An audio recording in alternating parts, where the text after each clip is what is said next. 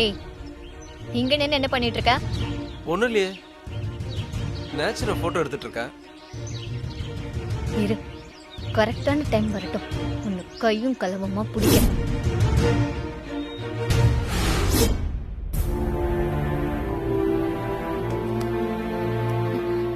ஏதாவது வேணுமாமா? நான் உன்கிட்ட எதுவும் கேட்கலையே. இல்ல, ஏதாவது வேணுமான்னு கேட்டேம்மா. நீ என்கிட்ட எதுவும் கேட்க தேவையில்லை. கோவம் குறையறதுக்கு உன் வேலையை மட்டும் நீ பாரு. என்கிட்ட யாரும் பேச வேண்டாம்.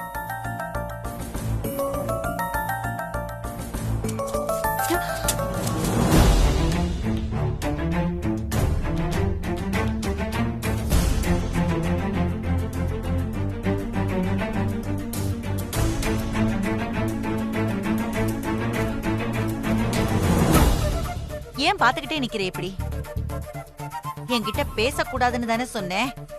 கீழே விழுந்ததெல்லாம் எடுத்து வைக்க கூடாதுன்னு சொன்னேனா?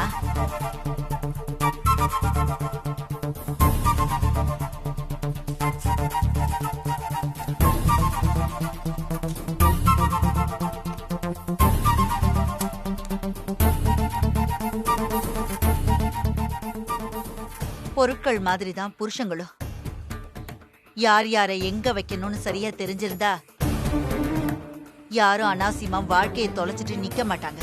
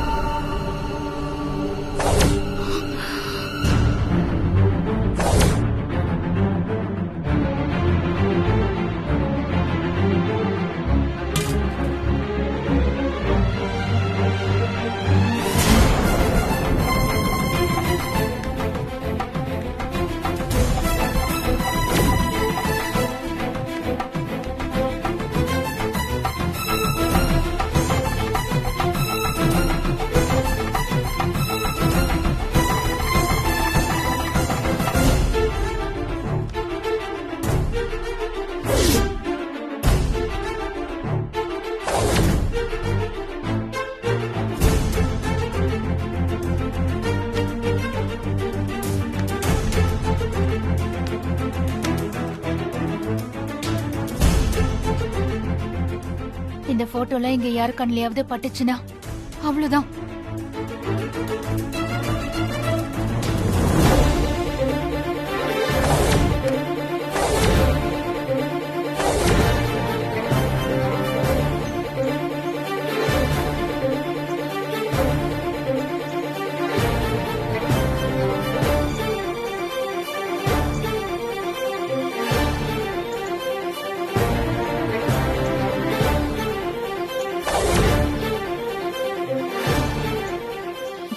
சுபத்ரா மேடம் திருட்டுத்தனமா சுத்தி சுத்தி பார்த்துக்கிட்டு ஏதோ பெட்டியை தூக்கிட்டு போறாங்களே, அப்படி என்ன இருக்கும் அந்த பெட்டியில?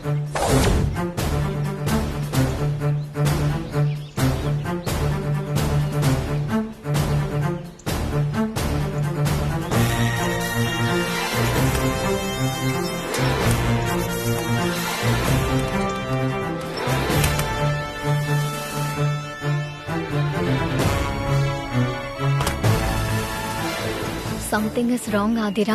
நிச்சயம் அதுல சுபத்ரா பத்தின ரகசியம் ஏதோ ஒண்ணு இருக்கு. அதான் இப்படி பயந்து ஒளிஞ்சு கொண்டு போயிட்டு இருக்கா.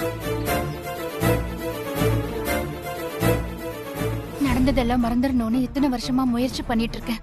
ஆதிரா மூலமாவும் இந்த மாதிரி சின்ன சின்ன விஷயங்கள் மூலமாவும் திரும்ப திரும்ப பழைய ஞாபகங்கள் வந்து அழ வச்சுக்கிட்டே இருக்கேன்.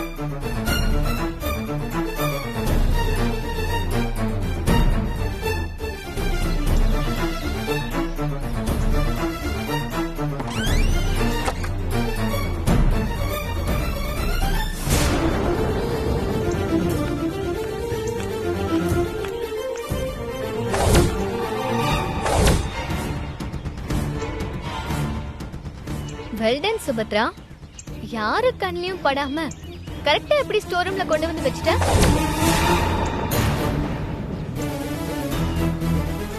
ஆமா, அந்த பெட்டில அப்படி என்ன சீக்ரெட் இருக்கு? அது உனக்கு அவசியம் இல்லாத விஷயம். அத பார்த்தா தானே தெரியும் எது அவசியம் எது அனாவசியம்னு. இல்ல ஆதிரா, முதல்ல வழி விடு. ஏய் விடு ஆதிரா, நில்லு. ஆதிரா, சொல்றத கேளு. ஏய் ஏய் வேண்டாம்.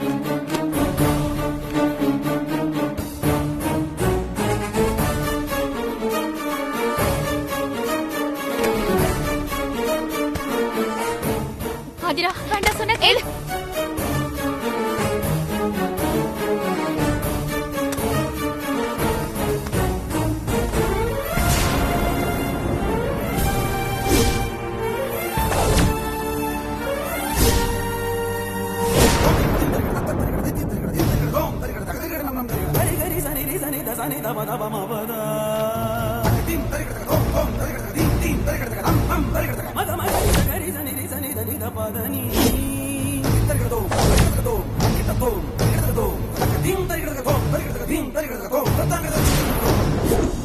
ஏங்க கரெக்டா நில்லுங்க. இங்க பாரு. எல்லாம் ஓகே சார். கொஞ்சம் அப்படியே வாங்க. பாரு. என்னப்பா எல்லாம் ரெடியா? எல்லாரும் ரெடியா இருக்கோம்ப்பா. இங்க பாரு போட்டோகிராஃபர், எல்லாரையும் அழகா காமிச்சாதான் நான் உனக்கு பணம் கொடுப்பேன். ஆமா. Okay sir. போட்டோகிராஃபர், எங்க எல்லாரையும் எப்படி காமிச்சாலும் பரவாயில்ல, தமிழை மட்டும் அழகா போட்டோ எடுத்து கொடுங்க. இந்த போட்டோ வச்சுதான் தமிழுக்கு பொண்ணே பார்க்கணும். கண்டிப்பா சார். சரிங்க.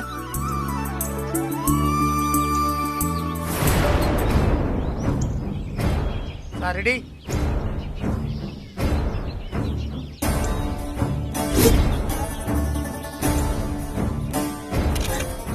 மதிமாமா மாதிரி ஒருத்தர் புருஷனா கிடைக்கிறதுக்கு ரொம்பவே கொடுத்து வச்சிருக்கணும். சுபத்ரா அக்கா ரொம்ப அதிர்ஷ்டசாலி தாத்தா. உன்னை பார்க்கும்போது ஒரு விஷயம் புரியுது வெண்ணிலா. நல்ல சம்பந்தம் அமையணும்னா தலையெழுத்து நல்லா இருந்தா மட்டும் போதாது, நல்ல மனசும் வேணும். உனக்கு அது இருந்திருந்தா சுபத்ரா இருக்கிற இடத்துல நீ இருந்திருக்கலாம். சரி பரவாயில்ல, நடந்ததை பத்தி எதுக்கு பேசிக்கிட்டு, தேவையில்லாத பேச்ச பேசாம அமைதியாயிரு. தம்பி, எங்களை எடுத்தது போதும். இப்ப என் மகனையும் மருமகளையும் அழகா எடுங்க. சரி மேடம். இப்படி வா. வணக்கம். வாங்க. வணக்கம் சார். கையை மேல போடுங்க. அண்ணா பயப்படாம தைரியமா நிமிர்ந்து நில்லுங்கண்ணா.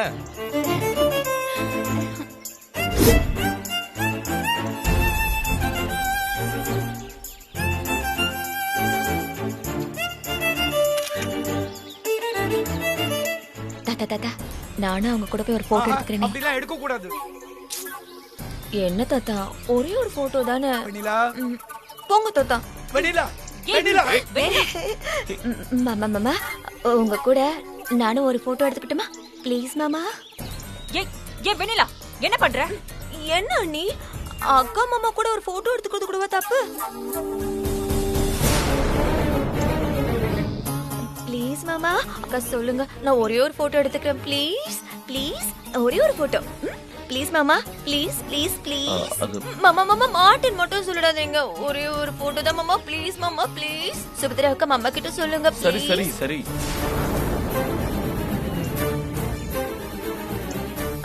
வா.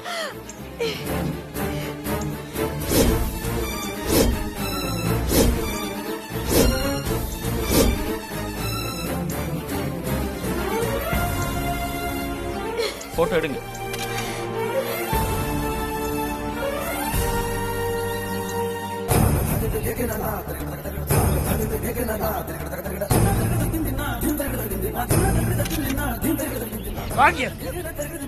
தாத்தா தாத்தா விடு தாத்தா, தாத்தா விடுங்க தாத்தா. எதுவும் பேசாம அமைதியா வா. தாத்தா தாத்தா தாத்தா விடுங்க தாத்தா. எதுக்கு நீ போய் சொன்ன? நான் என்ன போய் சொன்னேன்? நீ தப்பு பண்ற. பொய்யா நீ நடிச்சுக்கிட்டு இருக்க. ஏதோ விளையாட்டுத்தனமா நீ துரு துருன்னு இருக்கேன்னு நினைச்சா நீ பின்னாடி ரொம்ப மோசமான காரியம் பண்ணிக்கிட்டு இருக்க. உன் அண்ணன் இந்த வீட்டு மருமகங்கிறத மறந்துட்டியா? நீ பண்ற தப்புனால அவன் வாழ்க்கையை கெடுக்க பாக்குறியா? அம்மா அப்பா இல்லாததுனால உங்களை கொஞ்சம் செல்லமா வளர்த்துட்டேன். அத நினைச்சு நான் இப்ப வருத்தப்படுறேன். உனக்கு ஒரு நல்ல மாப்பிள்ளையா பார்த்து கல்யாணம் பண்ணி வச்சுட்டேன்னா ஏன் கடமை முடிஞ்சிடும்னு நம்பிக்கிட்டு இருக்க. ஆனா அதுக்குள்ள நீ என் மான மரியாதை எல்லாத்தையும் கெடுத்துருவ போல இருக்க. இங்க பார், இனிமேலாவது ஒழுக்கமா நடந்துக்க.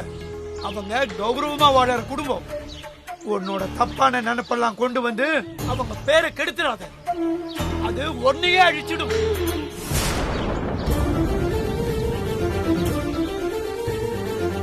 நான் இந்த வீட்டுக்கு மருமகளா வர வேண்டியவ தாத்தா. அது நடந்தே தீரும். அத நீங்க பார்க்கத்தானே போறீங்க.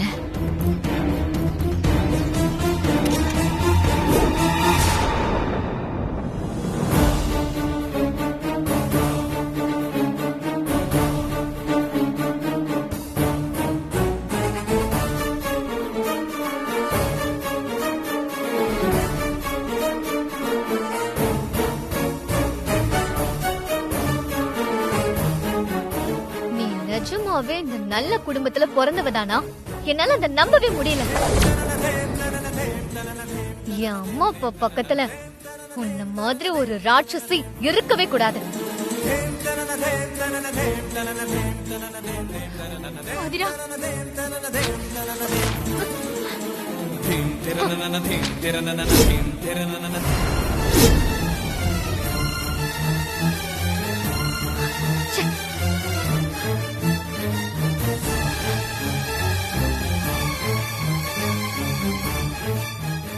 இது என் அம்மா வளையல வித்த காசு. 16வது நாள் காரியம் செய்யும் போது யாருக்காவது தானம் கொடுக்கணும்ல. பூஜைக்கு போக மிச்சம் இருக்கிற பணத்தை உனக்கு நான் தானமா கொடுக்கறேன். இத நீயே வச்சுக்கோ.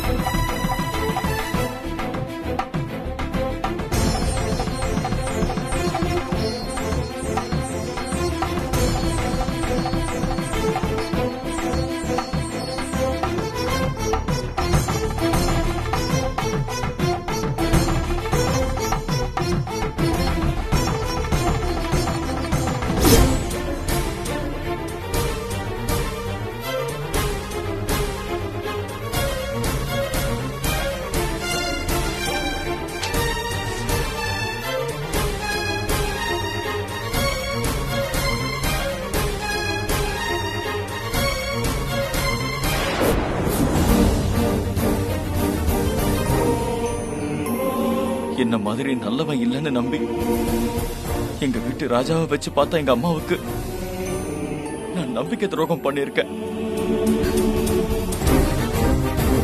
அவங்க வாயாலேயே என்ன மனுஷனே இல்லைன்னு சொல்ல வச்சிருக்கேன். போங்க வெளியே.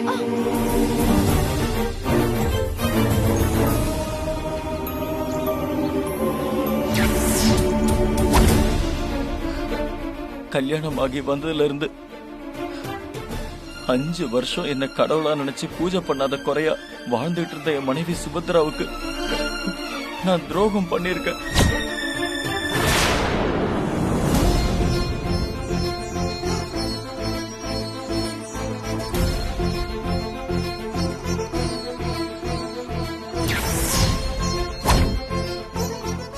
அவளுக்கு வாழ்க்கை முழுக்க ஆறாத காயத்தை கொடுத்திருக்க. அந்த வலிய மறக்கதான் வீட்டுல எல்லாருக்கும் சேவை செஞ்சு ஒரு வேலையாள் மாதிரி அங்க கஷ்டப்பட்டு இருக்கா. இந்த பாவத்துக்கெல்லாம் நான் எவ்வளவு தண்டனை அனுபவிச்சாலும் இது தீரவே தீர போறதில்ல. தப்புன்னு தெரிஞ்ச செஞ்ச தப்புக்கு மன்னிப்பே கிடையாது. காலம் கடந்து அதை இப்ப நான் உணர்ந்து யாருக்கு என்ன பிரயோஜனம்? என் மொத்த குடும்பத்தையும் என் ஒத்த ஆசையால நாசமாக்குன அந்த ராத்திரிய என்னால மறக்கவே முடியாது.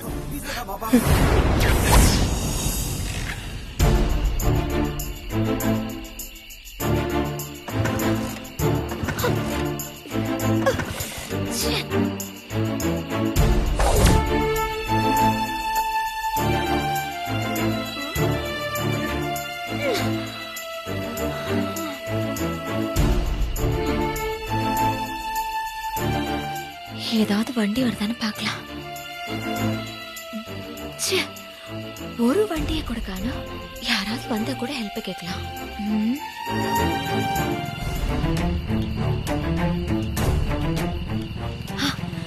ஏதோ ஒரு வண்டி வர மாதிரி இருக்கே. ஐயோ மாமா, மாமா நிறுத்துங்க.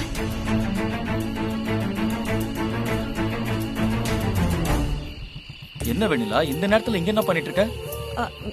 இல்ல மாமா, சிட்டிக்கு என் ஃப்ரெண்டோட கல்யாணத்துக்கு போலான்னு கிளம்பினா பஸ் மிஸ் பண்ணிட்டேன். சரி இந்த ஸ்கூட்டர்லயாவது போலான்னு பார்த்தேன். இது என்னடானா பாதி வழியிலே நின்னு போச்சு. எனக்கு என்ன பண்றதுனே தெரியல. சரி இரு, வண்டிக்கு என்ன பிரச்சனைன்னு பாக்குறேன்.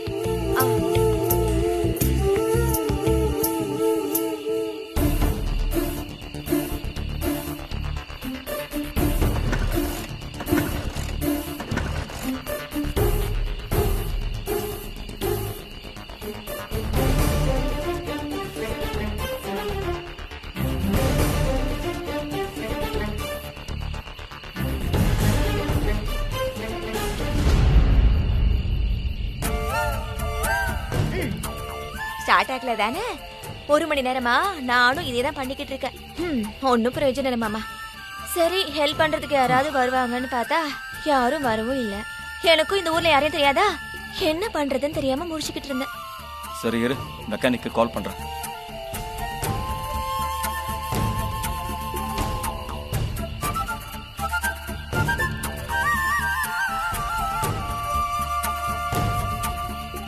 ராஜேஷ், நம்ம காளியம்மன் கோயில் கல்மண்டபம் பக்கத்துல ஸ்கூட்டி நின்று போச்சு. கொஞ்சம் சீக்கிரம் வரியா? வெயிட் பண்றேன்.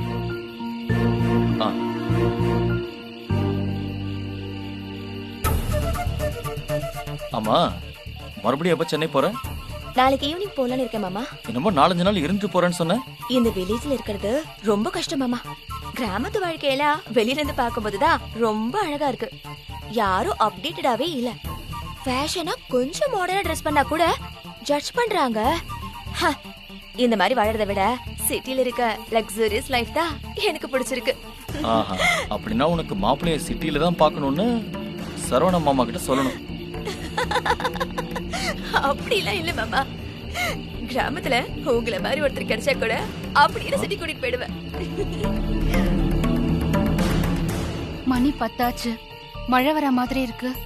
அவரை இன்னும் காணுமே. வர வழியில பைக் ஏதாவது நின்னு போயிருக்குமா? அது உங்க மாதிரி ஒரு நல்லவர் கிடைச்சா கிராமமா இருந்தாலும் பரவாயில்ல, கல்யாணம் பண்ணிப்பேன்னு சொன்னேன் மாமா. லைஃப்ல ஃப்ரீடம் வேணும், என்ஜாய் பண்ணணும்னு சொன்னா இங்க இருக்கவங்க எல்லாம் என்ன ஏலியன் மாதிரி பாக்குறாங்க. சாஸ்திரம் சம்பிரதாயம்னு கட்டி அழுவுற மனுஷங்க கூட வாழ்ந்தா அப்புறம் நம்ம வாழ்க்கை நம்ம நினைச்ச மாதிரி இருக்கு மாமா.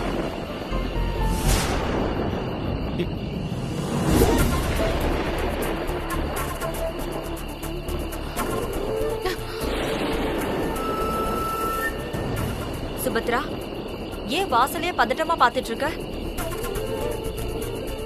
அண்ணன் இன்னும் வரலையா? இல்ல. நீ இப்படி வாசலையே பாத்துட்டு இருந்தா மழை கூட வந்துடும். ஆனா அண்ணன் இன்னைக்கு ராத்திரி வீட்டுக்கு வரமாட்டாரோன்னு தான் எனக்கு தோணுது. எதுக்கு இப்படி சொல்ற? அண்ணன் சாயந்தரம் வீட்டுக்கு வரும்போது கடிகாரத்தை பார்க்காமலேயே மணி 7ன்னு சொல்ல முடியும். இன்னைக்கு மணி 10 ஆகி இன்னும் வரல. அப்படின்னா இதுக்கு காரணம் சிட்டில இருந்து வந்திருக்கால அந்த வெண்ணிலான்னு தோணுது.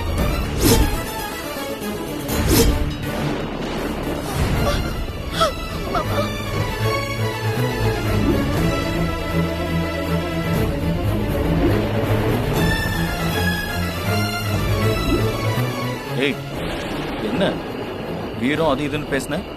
சின்ன இடி சத்தத்துக்கே இப்படி பயப்படுற? மாமா, எனக்கு இடினா ரொம்ப பயம் மாமா.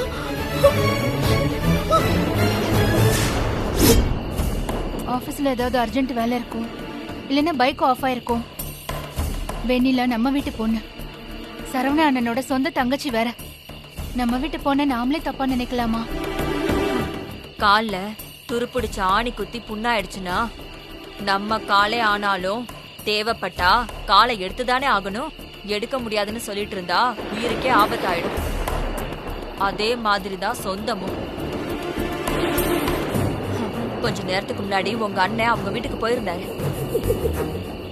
போன் பண்ணி வெண்ணிலா அங்க வந்திருக்கான்னு என்கிட்ட கேட்டாரு. அவளும் வீட்டுக்கு வரலையா. நானும் சந்தேகப்பட்டு அண்ணனுக்கு 10 வாட்டி போன் பண்ணிட்டேன். அண்ணன் எடுக்கவே இல்ல. அதனால அவங்க ஒன்னாதான் இருக்காங்கன்னு சொல்றியா?